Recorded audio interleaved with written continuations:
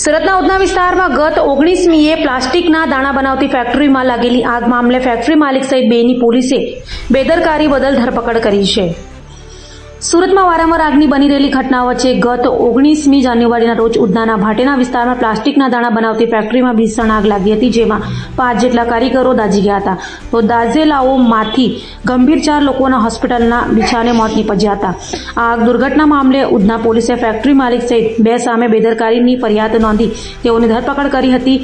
જે અંગે ઉધના પીઆઈએ વધુ માહિતી આપી હતી। ઉધના પોલીસ સ્ટેશન વિસ્તારમાં ગઈ તારીખ 19/1/2026ના રોજ ભાટેના વિસ્તારમાં પ્લાસ્ટિકના કારખાનામાં આગ અકસ્માત થયેલ, જેની અંદર 5 લોકો દાઝી ગયેલા અને તાત્કાલિક સ્થળ ઉપર ફાયર અને પોલીસની ટીમો પહોંચી ગયેલી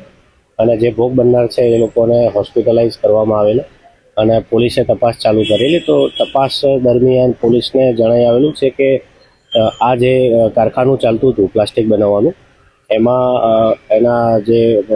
ફાયરની એનઓસી નહોતી અને બીજા બી જે લાયસન્સ મેળવવા જોઈએ એ મેળવ્યા વગર આ સમગ્ર કારખાનું ચાલતું હતું,